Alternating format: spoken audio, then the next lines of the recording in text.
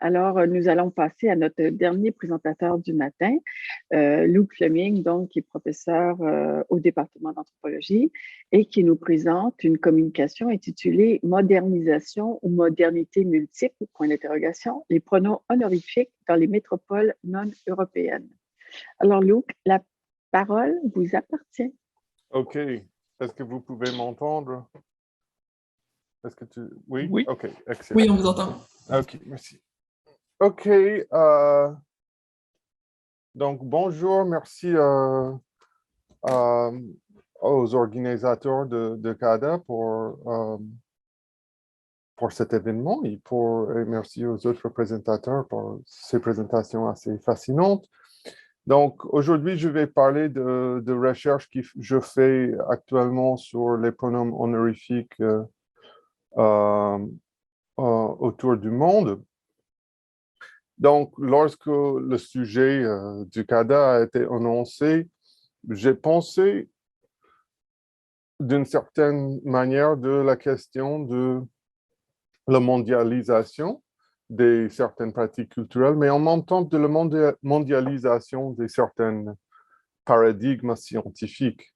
Et donc, dans mes recherches sur la sociolinguistique, je trouve souvent qu'il y a une tendance à employer des modèles qui dérivent des contextes européens pour traiter des contextes non européens.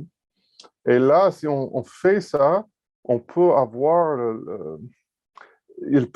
un effet assez pervers où on voit la mondialisation précisément parce qu'on applique les modèles qui sont dérivés des contextes européens. Donc, on dit, oh, voilà, les mêmes patterns reviennent ailleurs qu'en Europe. C'est donc en fonction de le contact interculturel, la modernité, les interconnexions, etc. Donc, c'est là que mon intervention s'en sert. Donc, on peut penser de la sociolinguistique ou l'ethnolinguistique lorsque elle va étudier la relation entre le langage et les personnes qui parlent, comme à la fois quelque chose qui va penser sur l'identité ou les relations entre des personnes.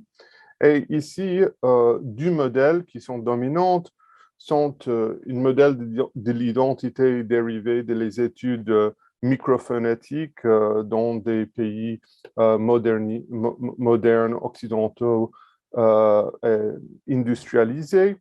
Et donc, ces modèles qui, en fait, sont racinés avec les travaux de William Labov des années 60 sont souvent exportés pour étudier la relation langue-identité ailleurs. En ce qui concerne relation, il y a une tendance d'employer le modèle de politesse de Penelope Brown et Stephen Levinson, un modèle, comme ils disent sur le titre, universel, pour comprendre des rapports de pouvoir, des relations honorifiques dans le langage, etc.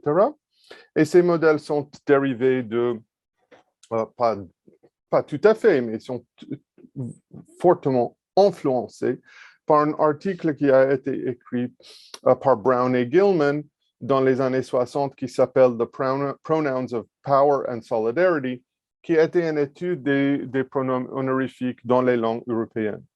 Donc, dans les deux cas, on voit que des études qui ont été faites dans des communautés occidentales, comme les travaux de Labov à Philadelphie ou les travaux de Brown et Gilman sur l'espagnol, le français et l'italien, deviennent des modèles de base pour comprendre des patterns ailleurs. Et donc, je voudrais un peu exposer des problèmes avec ce modèle. Même quand on voit des patterns qui semblent converger avec des patterns qu'on a vus en Europe. Donc, mes travaux personnels visent à élargir l'imaginaire sociolinguistique, précisément d'essayer de penser la relation langage-société, langage-culture autrement, que ces modèles enracinés dans nos propres cultures. Et donc, j'avais travaillé sur genre et langage, parenté et langage. Et ce travail que je vais présenter aujourd'hui dérive sera publié plus tard cette année dans le Journal of Linguistic Anthropology. C'est un travail sur les différences entre les schèmes d'usage des pronoms honorifiques dans les langues européennes et les langues ailleurs. Donc, de vraiment relativiser l'idée que les pronoms honorifiques dans les langues européennes peuvent fonctionner comme un modèle de base pour comprendre les patterns ailleurs. Mais pour comprendre cet argument, donc, il faut un peu comprendre le modèle de base de Brown et Gilman dans cet article, The Pronouns of Power and Solidarity, parce que c'est un article qui, en fait, est fondatrice par la sociolinguistique du respect, de la politesse, des rapports de pouvoir, etc. Donc, Brown et Gilman nous donnent une sorte d'histoire de le changement des schèmes d'usage honorifiques dans les langues européennes. Donc, des formes comme tu et vous, du et zai, en tie et vie, en russe, en Allemagne, etc. Okay? Donc, ce qu'il voit est qu'avant le 19e siècle, et c'est un argument très intéressant et très important, mais ce qu'il voit est qu'avant le 19e siècle, vous avez des schèmes d'usage assez asymétriques où les supérieurs seront adressés avec la forme V, ça veut dire vous, et les inférieurs avec T, mais où il y a au milieu certaines schèmes symétriques, par exemple, symétrie de tu entre des membres de classe inférieure, pourtant que symétrie de V, de vous, entre les membres de classe supérieure, des aristocrates, par exemple. Évidemment, la situation a été beaucoup plus compliquée que ça, mais il y a une certaine vérité là-dedans. La chose qui est intéressante est qu'il démontre que fin du 19e, commence 20e et ça continue jusqu'à aujourd'hui, qu'on voit une sorte de changement de ces systèmes où de moins en moins on voit des schèmes d'usage asymétriques. Donc, mettons, vous êtes dans un resto, à l'ancienne, peut-être le client sera adressé avec vous et le serveur avec tu. Ou dans le militaire, une personne de plus haut statut sera adressée avec le vous et le soldat avec le tu. Même chose par le chef et un employé, n'est-ce pas? Ces sortes de schèmes qui ont été très normales dans le 19e siècle, commence du 20e siècle, deviennent de plus en plus rares dans le 20e siècle, où on voit un changement vers la symétrie dans les schèmes d'usage. Ce n'est pas que le tu gagne. Souvent, il y a des articles intéressants sur le tu et le vous à Paris, où les gens vont dire « Ah, c'est le tu qui gagne ». Ce n'est pas exactement ça, c'est que le pattern symétrique qui gagne. Et donc, on a une sorte d'aversion à les schèmes asymétriques. OK, bon. Donc, on va retourner là-dessus lorsqu'on traite des autres contextes. Donc, dans mes propres recherches, je souligne des différences dans le pattern d'usage des pronoms honorifiques hors de l'Europe. En particulier, j'avais écrit beaucoup sur des honorifiques que j'appelle après Chokshi, Nishan Chokshi, des honorifiques limités.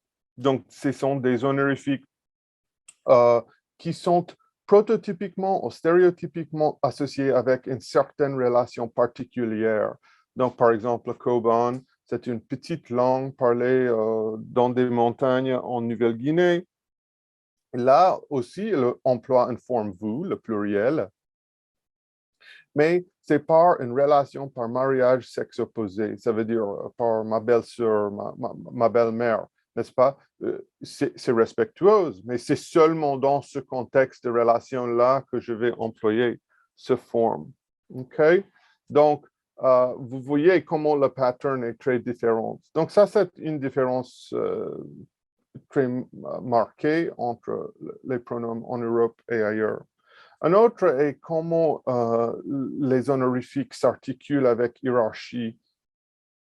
Donc, le modèle que Brown et Gilman donnent de le 19e siècle, même avant, est un modèle fortement hiérarchique et asymétrique, n'est-ce pas? Les gens en haut vont recevoir le vous, et les gens en bas le tu.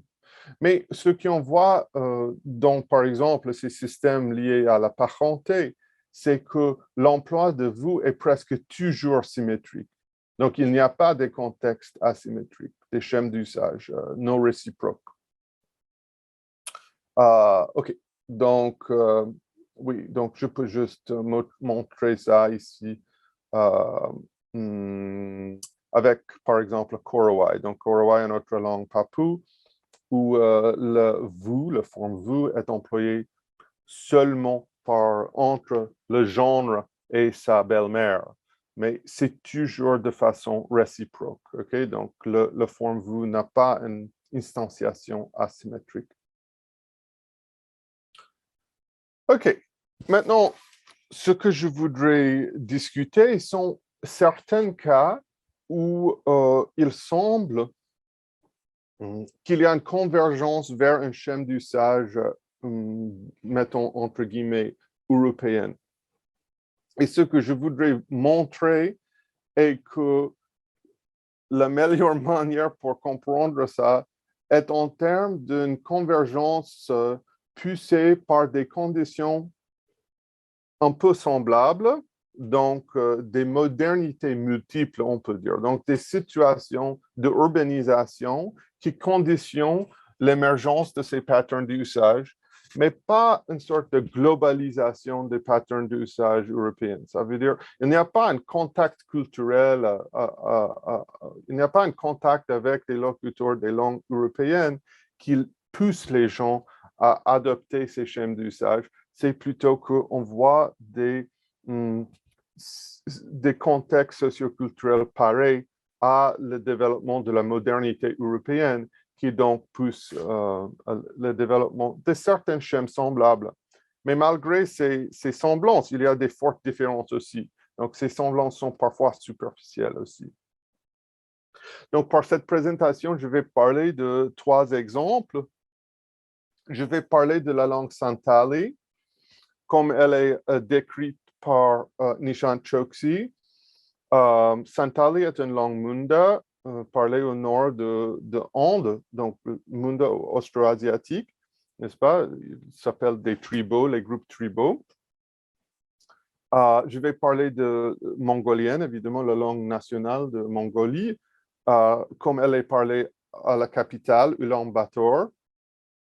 Et je vais parler de Shona, une langue bantu parlée à Harare, la capitale de Zimbabwe.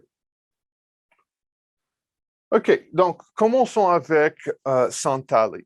Donc Santali est une de ces langues-là où le schème d'emploi des pronoms honorifiques est fortement lié à la parenté. OK? Donc, c'est une langue qui possède les nombres duels et pluriels. Et toutes ces et aussi des pronoms exclusifs et inclusifs. Donc, la première personne exclusive va exclure la personne à laquelle je parle et inclusive va inclure cette personne-là. Donc, la première personne duel exclusive est employée lorsque je parle avec ma belle-fille, mon gendre ou mes beaux-parents. Okay? Donc, c'est employé de façon réciproque dans ce contexte des relations par alliance entre des générations sous-jacentes. Le pluriel est employé dans un autre contexte. En fait, ce n'est pas important de comprendre ça pour l'instant. Donc, le duel est notre forme honorifique dans cette langue-ci.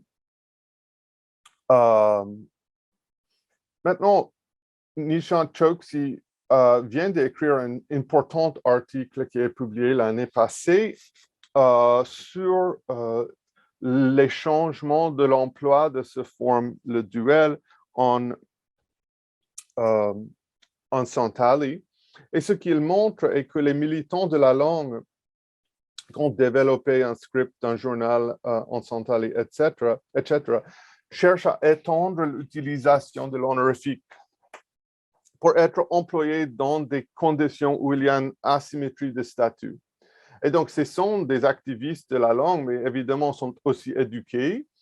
Et donc, ils ont beaucoup de contacts avec le hindi et le bengali.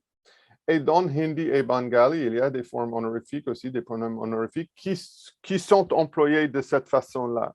Donc, dans ce cas-ci, il y a un essai conscient de copier-coller les patterns dérivés de ces langues plutôt dominantes, faites précisément par ceux et celles qui auront recevoir le respect si ça a été adopté. Donc, ça, c'est peut-être le cas où on peut littéralement voir un effet de contact culturel. C'est le cas où c'est le plus explicite et conscient. Mongolienne maintenant. En mongolienne, vous avez un pattern d'usage qui est presque toujours asymétrique, non réciproque dans les cultures traditionnelles. Ça, c'est un schéma d'usage très répandu en Asie centrale. Donc, on le voit avec kazakh, on le voit avec une autre langue tuvan. Et donc, ici, le paramètre le plus important pour comprendre quelle forme qu'on doit employer est l'âge relatif. Donc, si la personne est plus vieille, on doit vous voyez. Si la personne est plus jeune, tutoyer.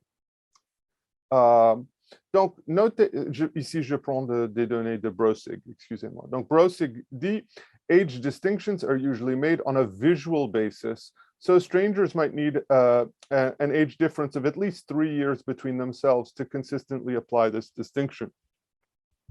Donc, le point est que le point ici important à saisir est qu'une connaissance de l'âge de l'autre va aider un emploi traditionnel dans des contextes de la socialité entre des étrangers dans des contextes urbains. Il sera beaucoup plus difficile à mettre en opération ce règle. Et effectivement, on voit que il y a, dans le contexte de Ulaanbaatar, l'émergence de l'usage symétrique du forme vous. OK? Donc, entre des professionnels urbains, on voit que la forme ta, donc la forme vous, est employée de façon symétrique de plus en plus. Parfois, on va voir que, par exemple, à la guichet à la banque, qu'on va employer le ta de façon symétrique, le vous de façon symétrique. OK? Donc, ces sortes d'usages commencent à émerger dans ce contexte urbain où l'âge n'est pas le seul paramètre important. Où suis-je? OK, bon. Donc, troisième cas, Shona, donc comme elle est parlée à Zimbabwe. Donc, Shona, encore une fois, c'est une langue qui traditionnellement, l'emploi de tu et vous était déterminé par relation de parenté. Le schéma d'usage est identique à celle de Mijikenda à parler en Kenya et j'ai cette diapo déjà, donc excusez-moi pour avoir employé ça. Mais Ego va employer tu par toutes les personnes de sa propre génération ou par les générations de ses grands-parents aux petits-enfants. Pourtant qu'il ou elle va vous voyez les parents et les enfants. OK? Donc, on dit des générations pères. Tommy va se souvenir ça. Donc, les membres des générations pères, on doit tutoyer, et les membres de génération en père, donc génération plus 1, moins 1, on va les vous voyez. Et effectivement, on continue avec ce pattern malgré l'urbanisation, mais parfois, lorsque on ne sait pas exactement quelle est la génération relative de 12 individus. Souvenez-vous que ce sont des sociétés où la parenté classificatoire est pratiquée, donc généralement on peut placer tout le monde. Où on ne sait pas exactement la génération relative de moi et mon interlocuteur, je vais employer le vous par défaut. Donc, ça semble un peu comme le pattern européen là. Mais malgré ce fait, c'est important à noter que aussi, ils vont employer des termes de parenté qui sont liés à ces schèmes d'usage comme une manière pour mettre un cadre, pour souligner, OK, on va employer cette forme. Donc, a woman and a man who have not met for the first time and do not know how to relate to each other may address each other as Mukuwasha, son-in-law, and Ambuya, mother-in-law, respectively. Donc, peut-être ils vont passer vers une relation plus intime. Donc, peut-être ils vont passer vers le tu réciproque. Mais pour commencer, ils gardent la distance en employant ce vous réciproque, semblable au schème d'usage européen, pourtant qu'ils vont le rationaliser en termes propres à leur propre culture, n'est-ce pas? Donc, d'employer ce terme,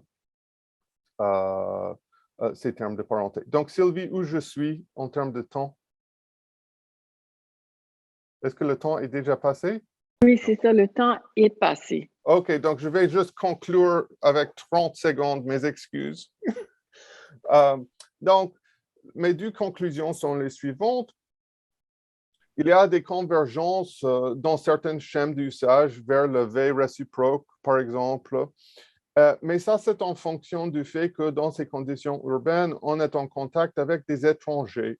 Et donc ici, je tire un point important de Peter Trudgill, qui a écrit un livre qui s'appelle Sociolinguistic Typology, où il met l'emphase sur l'importance de la différence entre des sociétés intimes, des sociétés de petite échelle, où tout le monde se connaît et sait leur statut social respectif, et des sociétés où on est en interaction avec des étrangers tout le temps, et comment ces deux différents profils peuvent affecter les langues.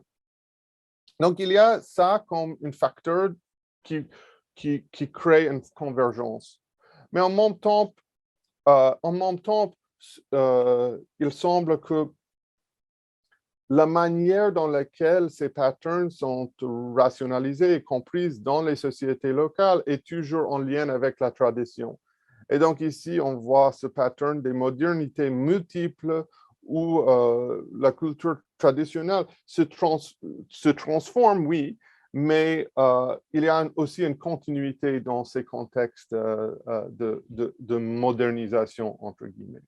Donc, merci pour votre attention. Merci beaucoup, Luc. Avant d'ouvrir à la salle, je vais me prévaloir de le luxe de pouvoir poser une première question. Mais comme on s'entend que la prolifération de contacts à travers le web touche la planète entière, on n'est plus au rythme, on est à une vélocité extraordinaire au niveau de ces échanges. Comment est-ce que tu perçois cette influence sur la symétrie ou l'asymétrie liée à justement cette prolifération de... Est-ce qu'on bouscule l'évolution ou est-ce que l'évolution se fait quand même de façon... on la prévoit? L'évolution de ces schèmes d'usage des pronoms? Oui. OK. Donc, l'Internet va avoir, je pense, pas beaucoup d'effets sur ces schèmes d'usage, simplement parce que ce sont tellement ancrés dans les pratiques quotidiennes des gens. Donc, c'est difficile à faire bouger ces patterns. Même chose par les dialectes. Donc, la dialectologie va avoir, oui, ils peuvent avoir des effets au niveau de certains genres, certains registres de la langue, mais on ne voit pas une sorte de convergence de tous les dialectes de l'anglais en vertu de les médias de masse, par exemple. Donc, mais en même temps, c'est absolument vrai que dans certains cas, il semble que, particulièrement le cas de Santali, où c'est conscient, c'est explicite ce que ces gens veulent faire et qu'ils sont en train de lutter pour un changement de pattern. Dans des cas où c'est rendu explicite, évidemment, l'Internet ou d'autres médias peuvent avoir un effet très important. Oui, absolument. Mais dans ces cas ici, je suis un peu porté vers la question de comment l'urbanisation, comment l'interaction avec des étrangers bouleverse un peu des systèmes qui dépendent d'une connaissance des identités de l'autre, n'est-ce pas? Une identité cachée, une identité pas visible parfois, n'est-ce pas? Oui, oui, alors c'est ça. Tommy a une question. Oui, salut Léo. Présentation super intéressante, là. C'est sûr que moi, ça m'intéresse particulièrement. Entre autres, en Acadie, là, les gens ils disent des fois que le vous est disparu et qu'on utiliserait seulement le tu, mais finalement, c'est un pattern symétrique là, qui sort des interactions. Moi, je me posais juste la question, puis tu me diras si c'est une question trop vaste, là, étant donné que tu t'es peut-être intéressé justement à peut-être la reproduction de ce pattern-là qui serait peut-être eurocentré à la base, là. Mais est-ce qu'il y a des, je ne sais pas si on peut dire résistance ou est-ce qu'il existe des cas où consciemment ou pas nécessairement consciemment, c'est exactement le contraire qui va se passer, qu'il y a des, je sais pas, des communautés qui vont se mettre à exprimer des patterns asymétriques pour résister à cette uniformisation-là, ou c'est pas assez conscient, vu étant donné que les pronoms, on les utilise tout le temps, puis ça se fait de manière inconsciente, puis les contacts font en sorte d'uniformiser ce pattern-là au niveau global? I mean, dans le cas de Saint-Ali, c'est clair que les gens qui habitent dans des contextes ruraux s'en fichent de ce qui ces personnes disent, oh, vous devrez employer ça pour tout le monde. Ils disent, non, pourquoi? Je vais continuer d'employer comme j'avais par avant. Je pense que nous avons ceux et celles qui parlent le français comme langue maternelle ou qui ont appris ça. Dans mon cas, c'est la seule langue que je parle où il y a cette distinction de tu et vous, de ce genre-là. J'ai personnellement, je pense, d'autres ont une résistance forte de l'employer de façon asymétrique. Il semble qu'il y a quelque chose qui... Nous avons un sentiment que ce n'est pas égalitaire, que c'est une valeur importante, etc. Mais ce qui est frappant est que, par exemple, en Mongolie, on va lancer le vous par quelqu'un qui est plus haut, plus âgé, et le tu en réponse, sans aucun souci. Donc, je pense que l'asymétrie n'est pas nécessairement un problème ailleurs, comme elle est par nous, Okay. n'est-ce pas? Mais il n'y a pas un exemple qui vienne en tête d'une résistance explicite, consciente de ça. OK, merci. Est-ce qu'il y a d'autres questions de la salle, de ceux qu'on ne voit pas, mais qui participent à l'atelier? Ben, j'en profite alors, à moins s'il y a quelque chose d'autre qu'on me fasse signe, mais autrement, moi j'ai bien... Oui, il y a Marie qui a une question. Oui, oui, il vient d'avoir une question dans le question-réponse. Amal demande, peut-on voir ces dynamiques comme réorganisation des rapports et hiérarchies sociales dans des contextes urbains, donc des contextes, pardon, on m'a enlevé la question, donc des contextes élargis par rapport à des contextes connus? OK. Oui, absolument. I mean, Amal sait plus sur ça que moi. Donc, ça, c'est juste une recherche que j'avais faite en bibliothèque, quoi. Amal a fait littéralement un terrain sur ces questions en Égypte. Et donc, je vais peut-être mal représenter ce qu'elle a trouvé, mais ce qu'elle démontre un peu est comment, par exemple, certains schèmes d'usage qui sont liés à la parenté deviennent généralisés, deviennent une sorte de cadre pour établir un cadre stable d'interaction, parfois passagère, avec des étrangers dans des contextes urbains. Et donc, c'est ça qui est un peu difficile, n'est-ce pas? Et comment est-ce qu'on se place vers l'autre dans une interaction, dans un magasin, lorsqu'on s'adresse sur la rue? Et parfois, les cadres qu'on a sont précisément ces cadres qui sont liés à des contextes, mettons, traditionnels, où on sait qui est qui et comment on va s'adresser à l'autre. Et donc, absolument, c'est fascinant et passionnant, par exemple, comment les termes de parenté deviennent remobilisés. Donc, dans le cas Shona que je viens d'employer, mais imagine de s'adresser à une non connue comme ma belle-mère. Ah, belle-mère, m'aider.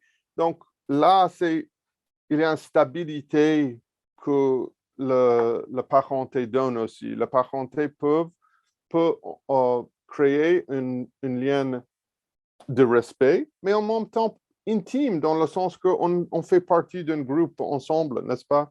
Donc, je pense que ça, c'est quelque chose qu'on voit de façon beaucoup plus fréquente hors de l'Europe qu'en Europe, cet emploi fictif de la parenté étendue dans ces contextes urbains, effectivement, oui.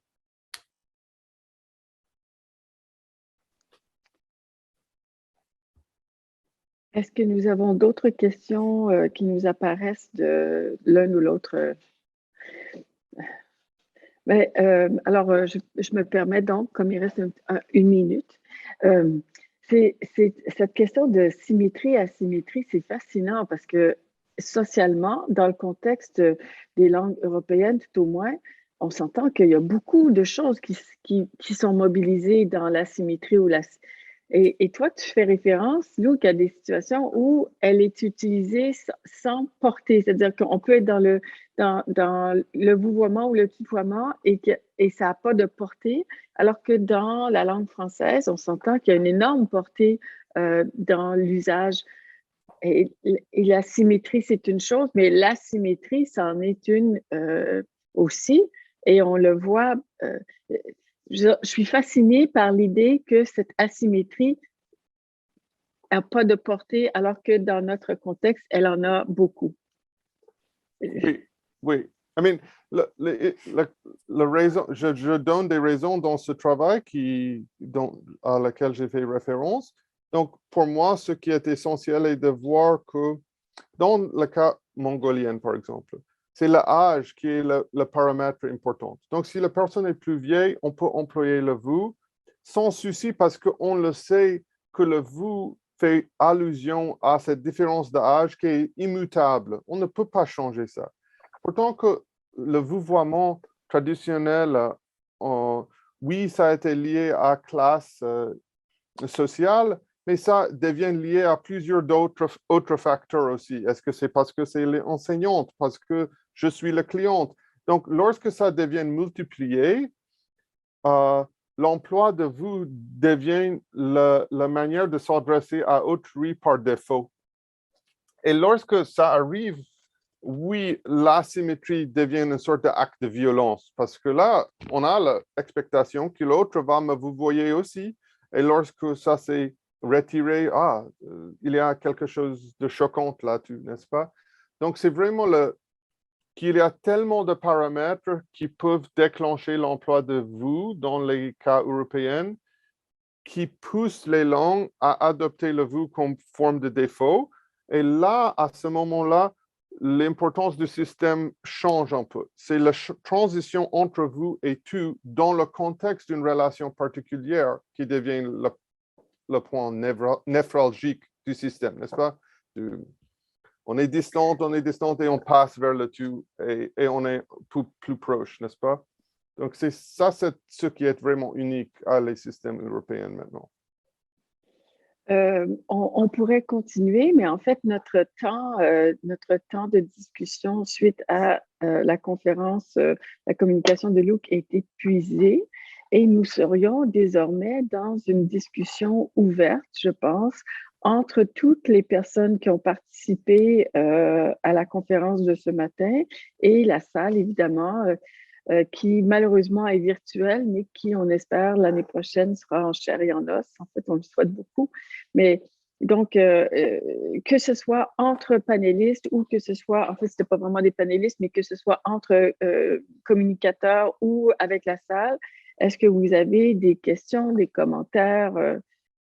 Nous sommes tout oui. Je voudrais juste ajouter que tous les participants, les membres du public peuvent à tout moment vous lever la main et puis on branchera votre micro pour que vous puissiez participer.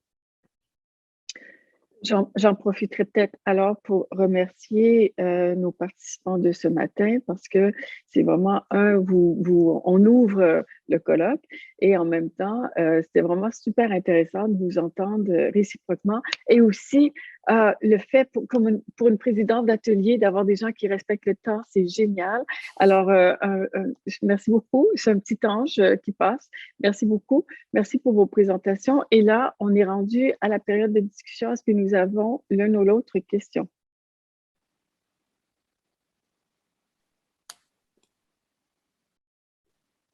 Mais peut-être je peux demander une question sur...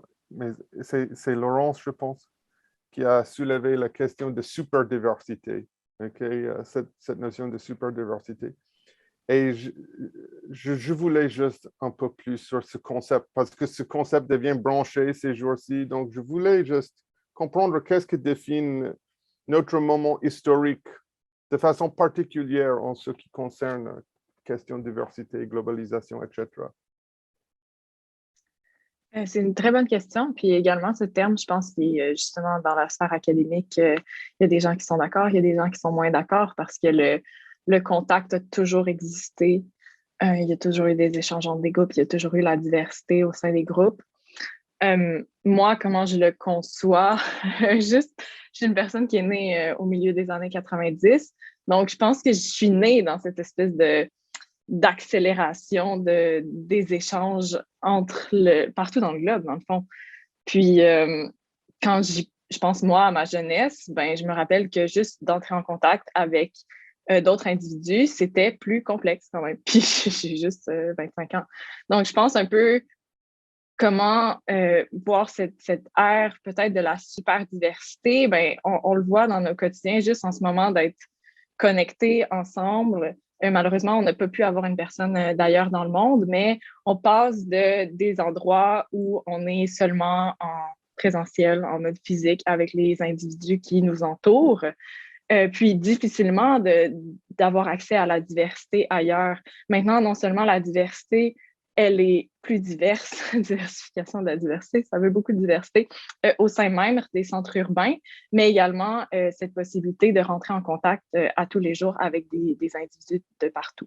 Je pense que c'est un peu ça, cette super diversité qui nous entoure, qui est pas, je pense pas qu'on peut marquer là, un moment dans l'histoire, OK, maintenant nous sommes super divers. C'est plutôt vraiment une lente accélération qui, dans les dernières années, s'est vraiment accélérée. Il y a une question de la part de Myriam, mais je me permets juste de dire que peut-être que cette hyperconnectivité, elle n'est pas source de diversité, mais plutôt de renfermement. Et on reviendra peut-être sur cette question, parce que en fait, c'est paradoxal, mais je ne suis pas certaine que ça ouvre autant les portes qu'on l'imagine. Myriam, vous avez une question? Oui, ben ça introduit bien en fait le prochain sujet là, que je voulais aborder. C'était en fait une intervention de Bob White précédemment qui disait que l'assimilation plane sur tous les modèles parce que la finalité de l'État, c'est l'homogénéité, même dans les États multiculturalistes qui font la promotion de la diversité comme valeur fondamentale. Donc, est-ce que ça revient à renfermement, diversité? Je ne sais pas si je peux laisser la parole à Bob qui est encore parmi nous, je pense, pour nous relancer là-dessus.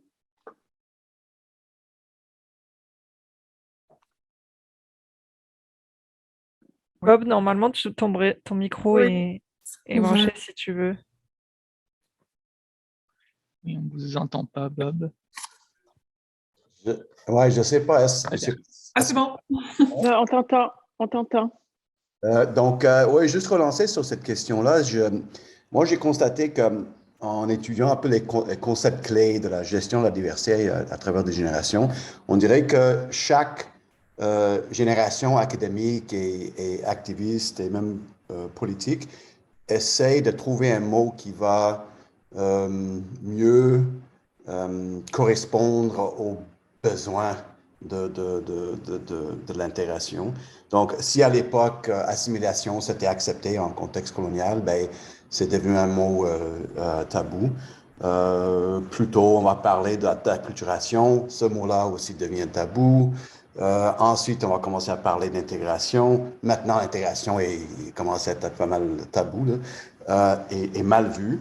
Et tout le monde saute sur l'idée de l'inclusion. Mais tous ces concepts clés-là ont la finalité, la même finalité, c'est soit d'avoir la cohésion sociale, soit d'avoir une société qui est homogène et qui fonctionne selon les lois et les principes encadrés par le système juridique. Donc, de dire que l'interculturalisme a une visée assimilationniste, pour moi, c'est un peu, ça va de soi. Mais ce que Laurence essaie d'expliquer dans sa présentation, c'est qu'il faut très, très bien distinguer entre les finalités de l'État et la finalité des acteurs sur place, sur le terrain, les acteurs qui ont des objectifs complètement différents qui est celui de l'assimilation. C'est très facile de réduire l'interculturalisme à une politique étatique, parce qu'au Québec, on essaie de l'instaurer de cette façon-là. Mais il ne faut pas réduire l'interculturel à l'assimilation. Ça, c'est vraiment une erreur de type logique.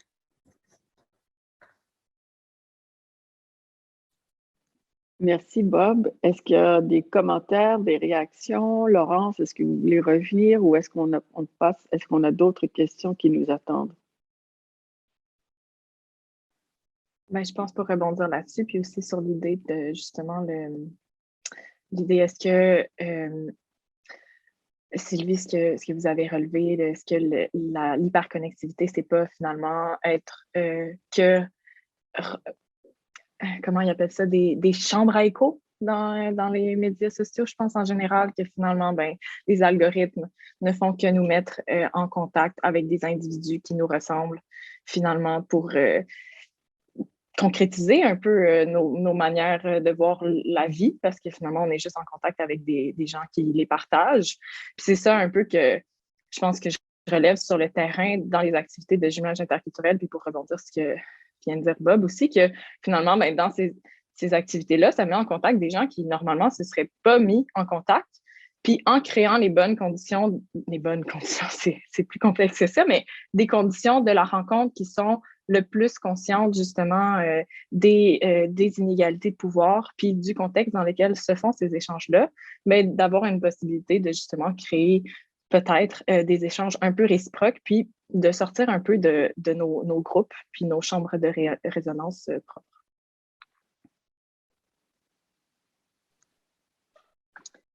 Merci, Laurence. Myriam, vous avez encore la main levée? Oui, je l'ai relevé, mais c'était pour faire du pouce un peu là-dessus. Peut-être une question qui s'adresse à Tommy, justement. Est-ce que tu penses que, disons, dans le cas d'asymétrie, on va dire, linguistique, est-ce que tu penses que les réseaux sociaux sont une manière, justement, de pouvoir transcender certains rapports de pouvoir, puis de rendre ça de démocratiser un peu les échanges entre les langues? Ben, moi, je le pense, là. C'est vrai qu'il y a des chambres à écho, mais de ce que j'ai pu voir, par exemple, sur le compte d'Ashley, il y a effectivement des francophones d'un peu partout dans le monde qui finissent par tomber sur ces vidéos. Là, après, d'évaluer l'impact, c'est difficile, mais ces gens-là ont été confrontés, là, même si on peut dire que c'est minime, mais ils ont été confrontés à un français qui est différent du leur. Puis ça, en soi, c'est déjà être en contact avec un petit peu plus de diversité, surtout dans un monde où la langue française là, est souvent conçue comme étant, là, ben, je l'avais dit, mais très homogène. Je pense que les réseaux sociaux peuvent avoir cet impact-là. Je ne sais pas si ça peut transcender les effets négatifs aussi là, qu'il peut y avoir à ça, là, parce que, comme je l'ai montré, les commentaires négatifs sont assez nombreux aussi. Mais je pense que chez plusieurs personnes, ça leur permet de prendre conscience là, un peu de cette diversité-là.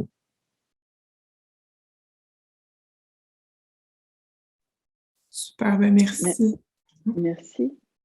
En fait, je ne sais pas qui la lit, mais je vois que Bob a reposé une nouvelle question dans le chat et qui dit, moi, la question qui m'intéresse, en fait, Bob, comme tu es là, est-ce que tu ne peux pas la dire toi-même? Ta question? Oui, je disais que pour rebondir sur la discussion sur la superdiversité et la diversité comme concept maintenant globalisé, Laurence a dit que c'est pas d'hier que la diversité a toujours existé, mais la question comme anthropologue qu'on devrait poser, c'est de savoir pourquoi on en parle maintenant de plus en plus. Je pense que c'est en lien avec plusieurs trucs comme pas seulement George Floyd, mais aussi avec les flux d'immigration qui semblent être plus nombreux, malgré le fait qu'il y a des chercheurs qui disent qu'il n'y a pas plus de migration qu'auparavant. Mais la question qui m'intéresse sur la diversification, c'est le fait que dans certains contextes, notamment si on prend par exemple le Canada ou le Québec, le groupe majoritaire ne s'imagine pas faisant partie de la diversité. Autrement dit, la diversité, c'est toujours les autres. Donc, quand on parle de la diversité au Québec, on ne parle pas du groupe majoritaire. On parle des gens qui viennent d'ailleurs, des immigrants, des réfugiés, des nouvelles arrivants et tout ça. Mais comment ça se fait que dans notre société, quand on parle de la diversité, on ne parle pas de la diversité dans le sens large, c'est-à-dire pourquoi les gens du groupe majoritaire ne font pas partie de la diversité? Et une deuxième question, est-ce que nous, les anthropologues, on fait partie de la diversité? Ou est-ce qu'on regarde ça de l'extérieur aussi?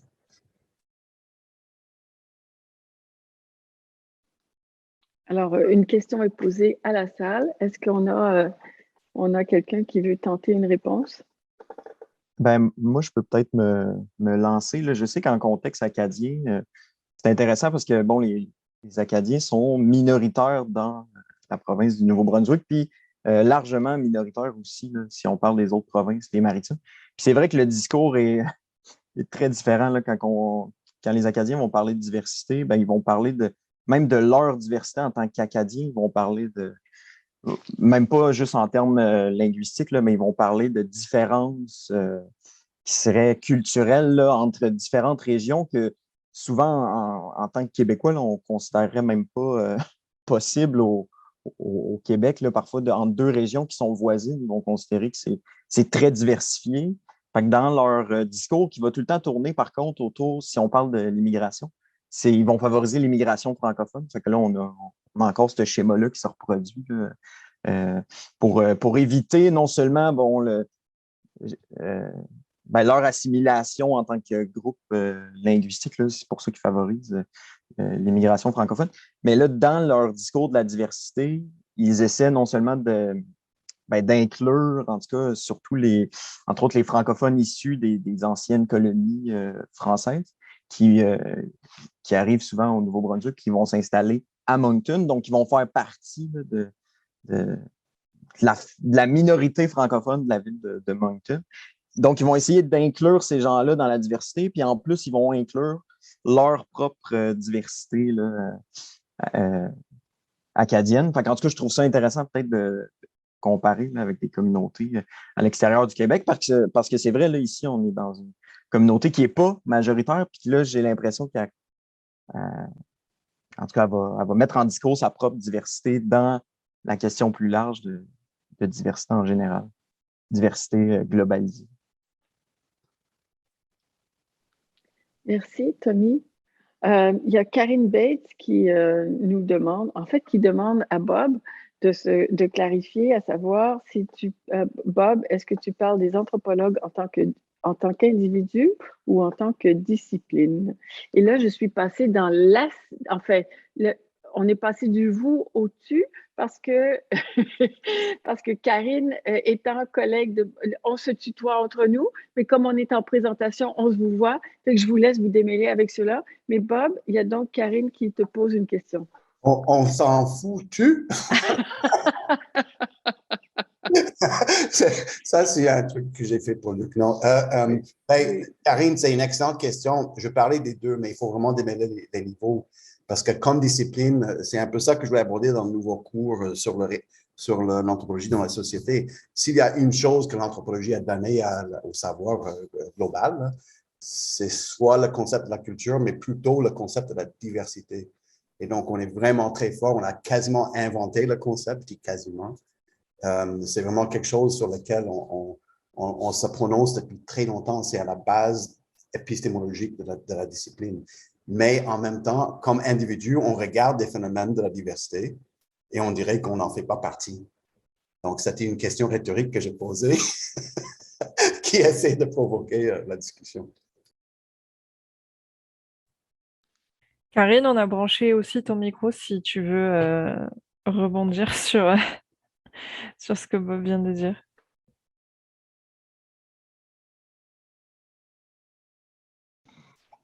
Oui, bonjour. Non, ben, en fait, merci. Oui, on peut certainement se tutoyer, Sylvie et Bob et tout le monde. Mais en fait, oui, je te remercie beaucoup de soulever cette question-là, Bob, parce que, en fait, ta question est peut-être plus rhétorique. La mienne était davantage au niveau de la... ben, elle est aussi rhétorique, bien sûr, mais j'avais plus un autre aspect en tête, c'est-à-dire que est-ce que, par exemple, dans les exercices nécessaires de réflexivité, de la position de l'anthropologue dans sa recherche, est-ce que ça serait pas est-ce que ça ne serait pas nécessaire de parler plus de comment on se voit comme faisant partie du groupe dominant ou non, ou en partie, ou selon les scénarios, en tant qu'individu? Ou bien non, est-ce qu'on reste en tant que chercheur, en tant qu'anthropologue? Jusqu'à quel niveau il faut... Jusqu'à quel point, d'après toi, puis je sais que je n'attends pas une réponse définitive, là, mais d'après toi, ce rapport-là à la diversité, il peut être philosophique, il peut être... Et est-ce qu'il est moins grand si on a un rapport comme individu plus philosophique à la diversité, même si on appartient, par exemple, à un groupe dominant qui effectivement, n'est qu'un aspect d'une plus large et globale diversité?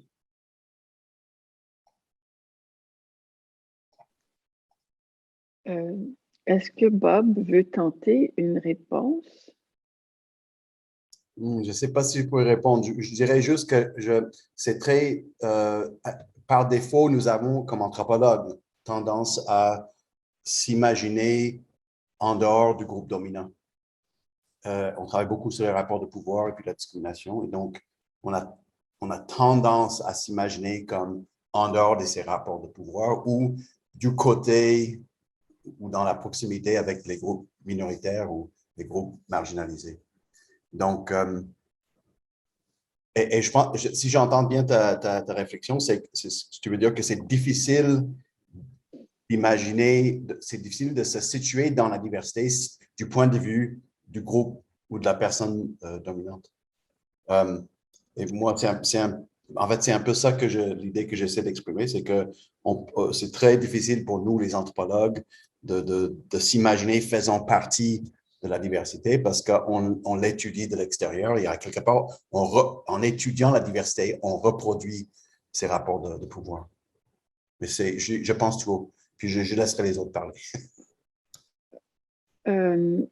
Là, je suis un petit peu mal à l'aise parce que je préside, mais j'ai vraiment envie d'intervenir, fait que je vais le faire. Je pense que c'est vraiment, en fait, on l'est toujours, mais quels que soient les sujets sur lesquels on travaille, on participe à cette, on est dedans, mais une fois qu'on l'a reconnu, on doit travailler avec, on ne peut pas faire autrement. Mais c'est sûr qu'on travaille sur des situations souvent d'inégalité, puis on n'est pas dans la situation la plus difficile. On est on est des positions qui sont relativement aisées, mais ça ne nous empêche pas de vouloir travailler sur des enjeux qui peuvent être des enjeux extrêmement complexes dans lesquels les inégalités sont criantes. Mais est-ce que ça veut dire qu'on revient à la question, est-ce qu'il faut être femme pour travailler sur des femmes? Est-ce qu'il faut être noir pour travailler sur des noirs? Est-ce qu'on peut pas, est-ce qu'il faut être musulman pour travailler sur la migration et l'islam au Québec?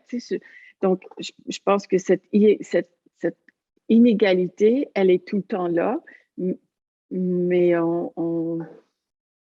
tout dépend comment on la met, on l'exerce ou on la met en œuvre ou on la reconnaît, je pense.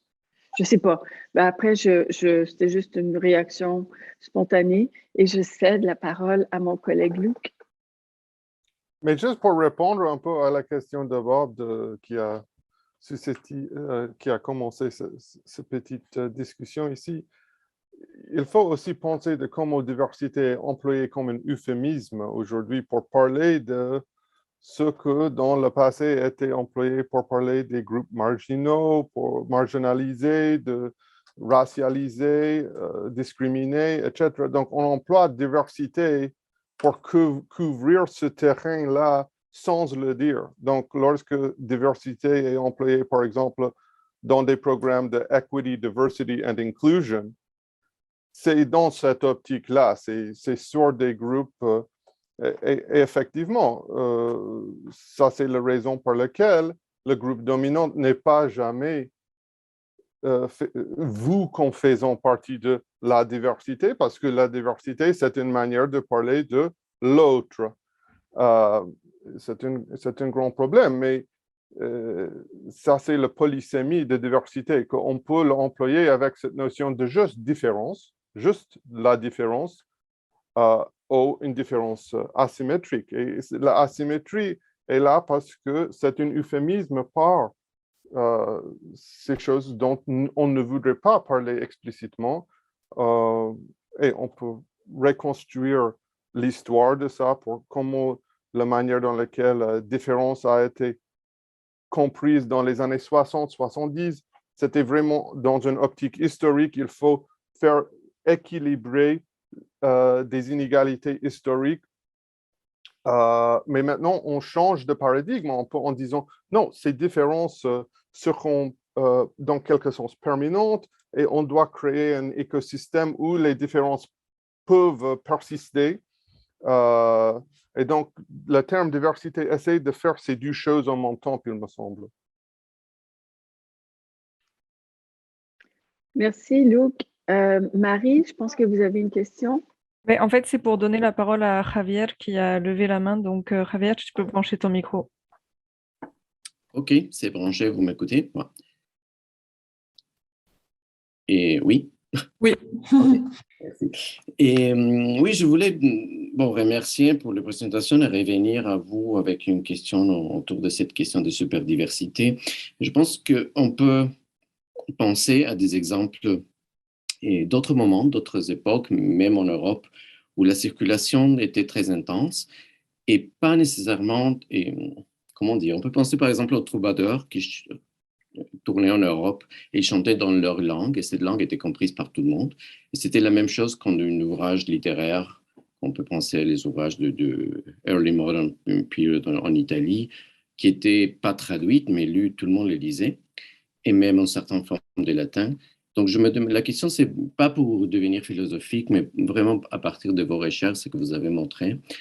Est-ce qu'il n'y a pas une question d'abord d'identifier la culture ou la langue à laquelle on appartient pour après parler de diversité? Donc, est-ce qu'il n'y a pas plus une conscience de qu'on est différent et à partir de cette différence, on devient super divers? Donc, Tommy, par exemple, qui a montré si on ne sait pas trop qu'est-ce que c'est le chiac, on ne peut pas utiliser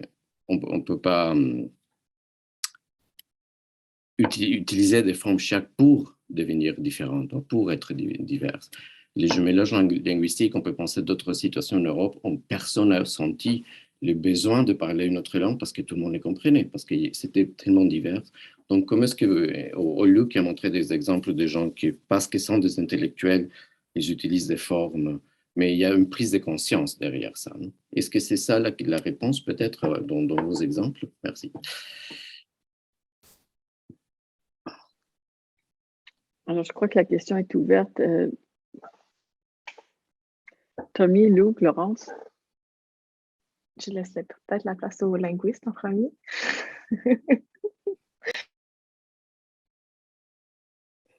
Mais je pense que Javier a raison dans ce point qu'il soulève sur la notion que différence est vue comme une propriété inaliénable des personnes. Donc, certaines propriétés d'identité, de genre, sexualité, race, religion, sont de plus en plus vues comme des aspects permanents, n'est-ce pas? Donc, pensez de la conceptualisation de genre populaire aujourd'hui comme une propriété transcendante du sujet. Donc, je pense de plus en plus, ça, c'est la manière dans laquelle les aspects d'identité sont construits. Et oui, effectivement, c'est en lien avec nationalisme, citoyenneté, comme une propriété non seulement bureaucratique, mais culturelle, ancrée dans le sujet, et donc qui rend difficile précisément l'intégration des autres dans ce modèle. Donc oui, effectivement, je pense qu'il y a une ironie là, que certaines propriétés d'identité sont de plus en plus vues comme pas quelque chose qu'on peut changer, et donc on est, oui, confronté toujours par la diversité de l'autre, par la différence de l'autre, à travers ce filtre. Oui.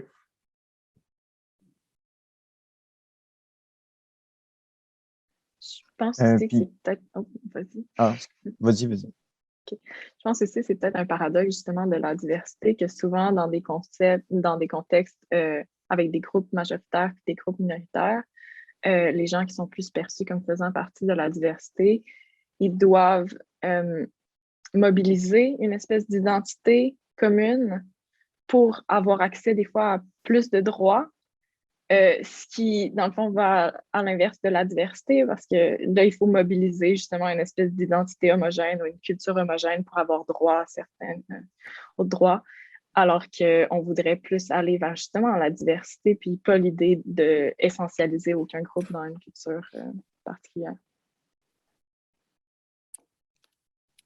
Mais oui, c'est ça, surtout au niveau de la langue, là, je m'en dis, c'est que c'est toutes c'est des pratiques qui sont issues d'une socialisation.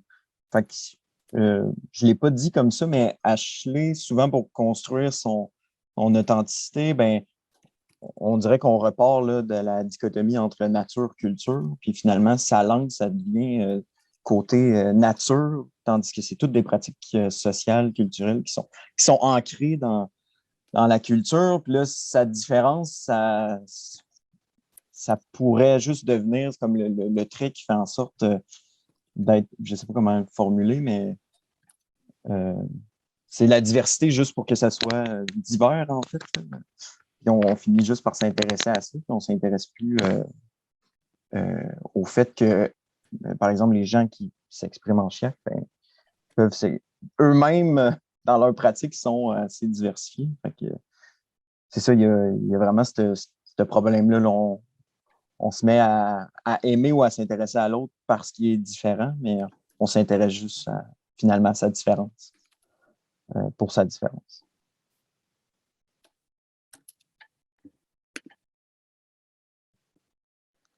Est-ce qu'il y aurait, en fait, je ne sais pas, le constat, je ne sais pas s'il est triste ou heureux. Est-ce qu'il y aurait l'une ou l'autre question ou commentaire avant qu'on s'achemine progressivement vers une fin de rencontre? Je crois que nous nous acheminons vers une fin de rencontre. Alors, j'aimerais encore une fois remercier tous les participants, tant celles et ceux qui ont tenu la parole que celles et ceux qui ont prêté l'oreille.